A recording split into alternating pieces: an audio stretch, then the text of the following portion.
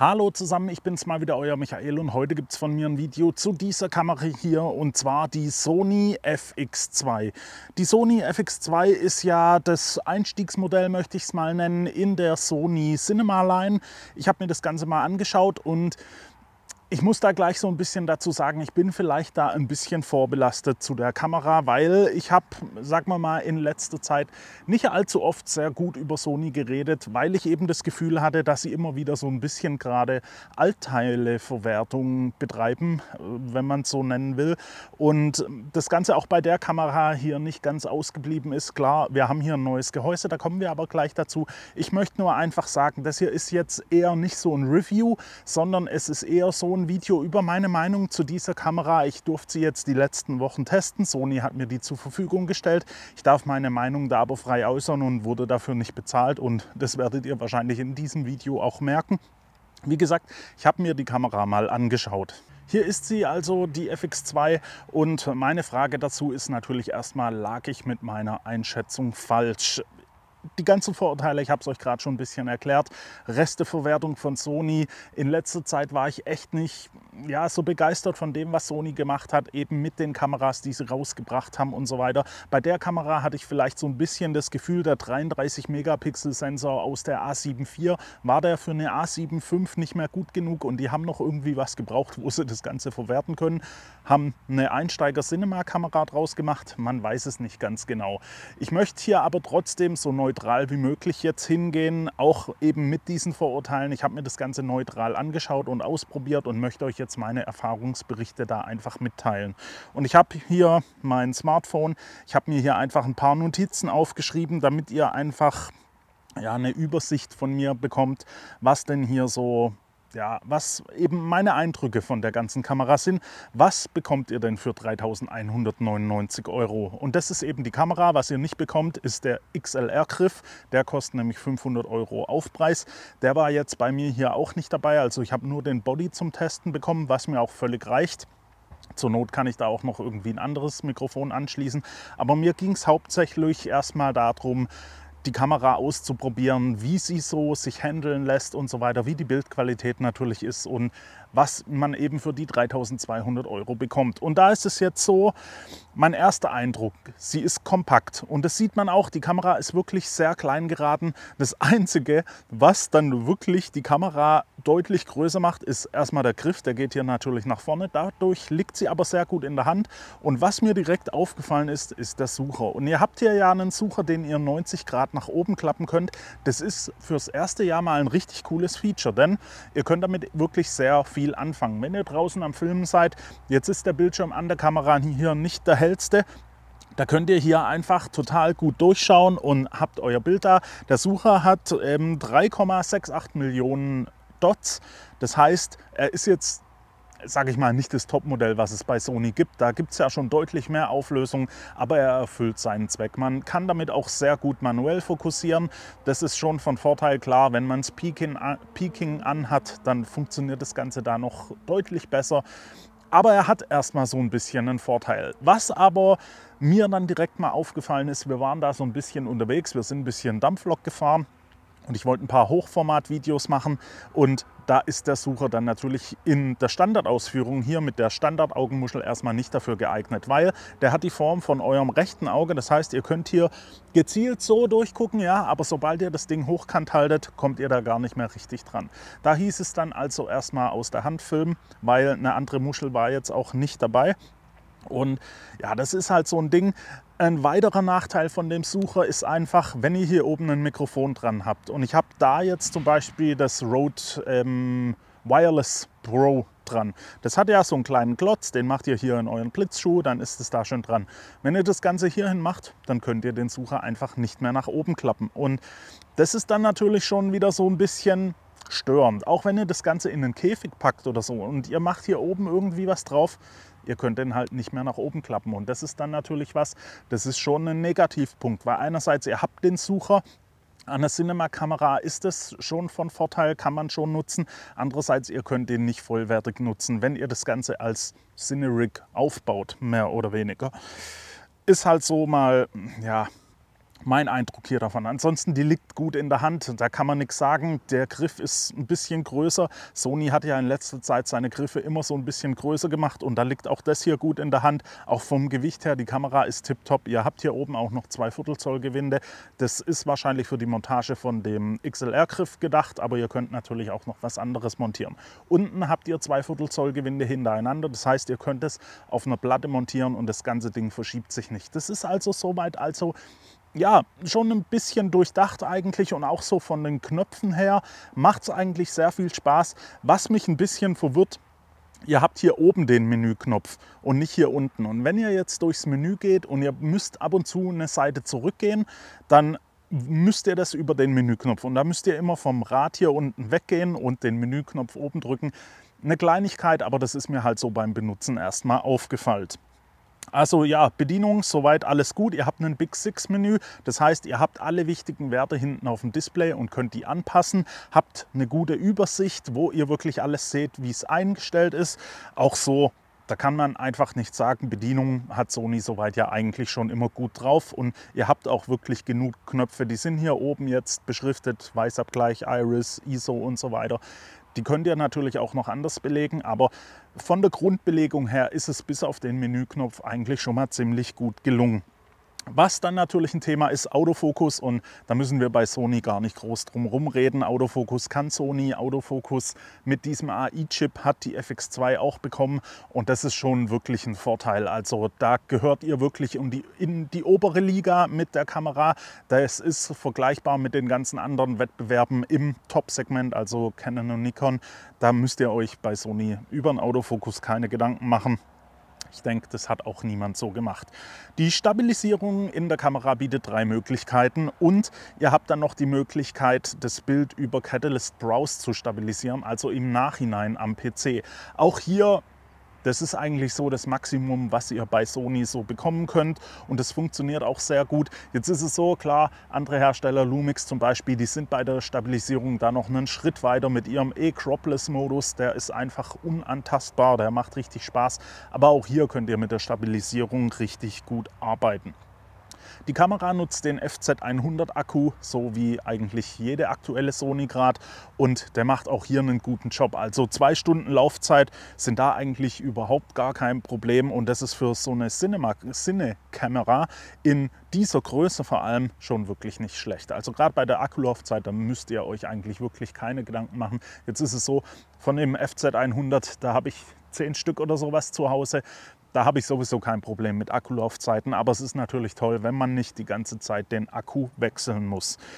Hitzeprobleme habt ihr bei der Kamera nicht. Ihr seht es hier vielleicht, ich kann euch das auch noch einblenden, die ist aktiv gekühlt und dadurch wird natürlich alles schön runtergekühlt. Ihr müsst euch wegen Overheating überhaupt gar keine Probleme machen. Also bei mir war es so, wir hatten jetzt letztes Wochenende nochmal 32 Grad, was ein ziemlicher Temperatursturz danach dann noch ergab, aber selbst bei den Temperaturen war das für die Kamera 0 Probleme. Ich hatte 0 Überhitzungsprobleme und hätte ich da jetzt soweit auch nicht erwartet. Und dann kommen wir mal zur Bildqualität und da ist klar, der 33 Megapixel Sensor aus der A7 IV, der macht schon, also das ist schon eine sehr gute Bildqualität. Das 4K wird downgesampelt, das heißt, es ist einfach tipptopp scharf, so wie man es haben will. Das ist in der A7 IV schon sehr gut gewesen, ist hier einfach ja, genauso gut, möchte ich mal sagen.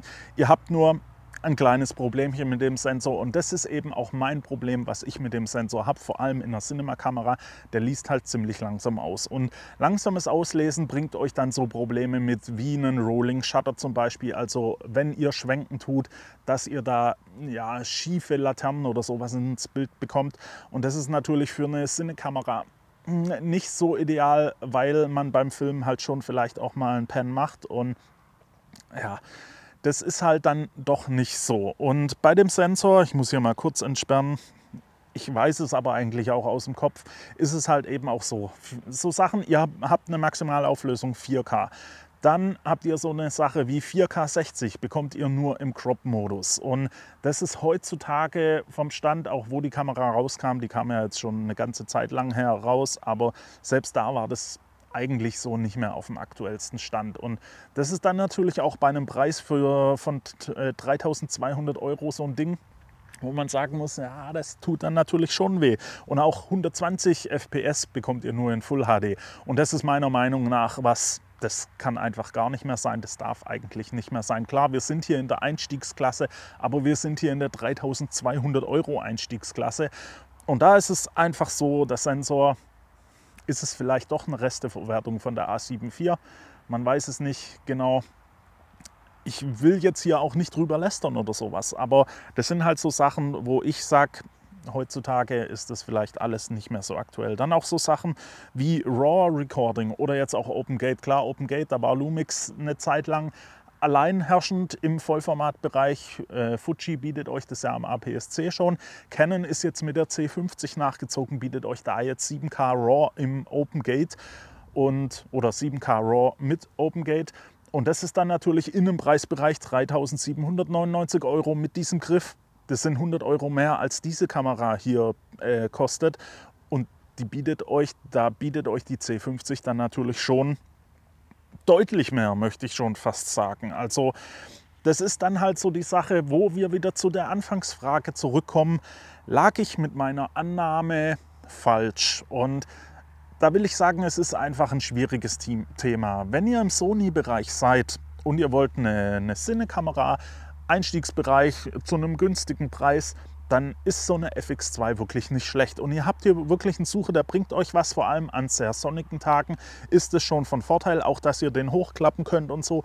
Das macht schon alles Sinn, aber es sind dann halt so die Dinge, die Auflösung vom Sucher, die Auflösung vom Display und so weiter. Ihr habt hier das Display, ihr habt den alten Mechanismus, den alten Klappmechanismus, möchte ich sagen.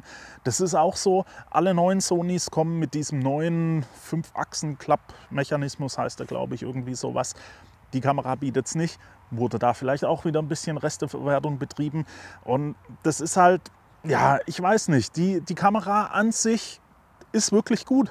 Also die bietet alles, was man braucht. Es ist einfach dieses Sensorthema, wo ich so ein bisschen sage, der Sensor und die Geschwindigkeit dazu. 4K 60 Crop, 4K sonst normal, nur klar im Oversample, also wirklich guter Qualität. Aber das ist Stand heute mit Kameras, die 6K bieten, 6K 60, 6K 60 RAW, 8K, 8K 60 RAW, in einem Preisbereich, der nicht weit weg ist von dieser Kamera. Da macht es das Ganze schon wirklich arg schwierig, möchte ich mal sagen. Und dann habt ihr einfach die Konkurrenz, die jetzt rauskam vor ein paar Wochen. Die Canon C50, die wirklich deutlich mehr bietet, möchte ich da sagen. Also schon wirklich deutlich mehr, muss man da eigentlich schon sagen. Für denselben Preisbereich eigentlich, also wirklich 100 € hin oder her. Da geht ihr zum Händler und tut da ein bisschen mit dem reden, dann habt ihr das schon wieder rausgeholt. Da tut es dann schon ein bisschen weh, hier eine FX2 gut dastehen lassen zu wollen. Und dann der Killer von Nikon, die ZR. 2.300 €, 2.399, 2.350, irgendwie sowas. Ihr müsst mal überlegen, das sind fast 1.000 € weniger. Und die Kamera mit dem Tile-Stacked-Sensor und dann eben auch 6K und was sie alles bietet im RAW, Blackmagic RAW und das Ganze.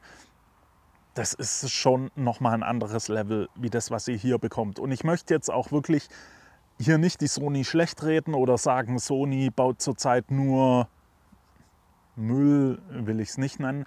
Aber Sony sollte schon mal schauen, wo es in Zukunft so hingeht. Mit neuen Kameras, was da so kommt, was eine A7 IV dann vielleicht bringt, vor allem auf der Sensorseite, weil es ist eben so, meiner Meinung nach ruht sich Sony da vielleicht so ein bisschen gerade auf seinem Ruhm aus. Klar, die haben sehr viele spiegellose Kameras verkauft, sind auf dem Markt ganz oben mit dabei und ruhen sich da, glaube ich, gerade einfach ein bisschen zu viel aus. Und die Kamera zeigt es meiner Meinung nach so ein bisschen klar. Ihr habt ein neues Gehäuse mehr oder weniger. Da wurde schon noch Entwicklungsarbeit betrieben. So. Aber es ist so, passt auf, was da passiert, weil sonst, ihr habt den Vorteil mit den Drittherstellern Objektiven und auch der Vorteil mit der FPS-Begrenzung und so schwindet so langsam ein bisschen dahin. Und Sony an sich ist ja eine tolle Marke. Ihr habt tolle Kameras, das Menü und so weiter. Es funktioniert alles sehr gut. Aber in letzter Zeit habe ich so das Gefühl, ja, da wird sich einfach ein bisschen zu viel ausgeruht und die Kamera hier zeigt es auch so ein bisschen. Im Vergleich zur Konkurrenz wird es da jetzt schon wirklich schwierig. Und wie gesagt, seid ihr im Sony-Universum, dann ist das eine gute Wahl. Also ihr könnt damit schon gut arbeiten. Wenn man es so über den Rest betrachtet, wird es halt eben schon schwieriger. Und wie gesagt, es war ja auch kein Review. Ich wollte euch meine Meinung dazu mal mitteilen. Reviews findet ihr überall übers Netz von Leuten, die die Kamera schon deutlich früher und deutlich länger in Benutzung hatten. Bei mir war es jetzt einfach so der Eindruck, den ich damit hatte. Ich hatte damit viel Spaß. Also da kann man gar nichts dagegen sagen. Die Kamera macht Spaß und so weiter, ist alles toll. Aber ja, für den Preis wird es dann jetzt schon schwierig. Und da würde mich jetzt natürlich auch eure Meinung dazu interessieren. Was sagt ihr denn dazu? Was sagt ihr zu der Kamera allgemein? Was sagt ihr allgemein gerade zum Verhalten von Sony, wie es da aussieht, wie sich da die Entwicklung so gibt und so weiter? Würde mich mal interessieren, schreibt es doch einfach in die Kommentare. Ansonsten verlinke ich euch das natürlich wie immer unten in der Beschreibung. Ihr könnt euch das angucken. Ein Dank geht nochmal an Sony, dass sie mir die Kamera hier gegeben haben, um das Ganze mal ausgiebig zu testen. Und ich hoffe, dass sie auch beim nächsten Mal mir wieder eine Kamera zur Verfügung stellen, auch wenn das Video jetzt vielleicht nicht so positiv ausgefallen ist, wie sie sich vielleicht gewünscht hätten. Aber es ist halt eben so, Leute, passt ein bisschen auf, dass ihr da nicht den Anschluss verliert. Hart ausgedrückt. Ich hoffe, das Video hat euch gefallen. Wenn es so war, lasst mir ein Like da, abonniert den Kanal für weitere Videos und dann sehen wir uns hoffentlich beim nächsten Video wieder. Bis dahin wünsche ich euch eine gute Zeit. Ciao.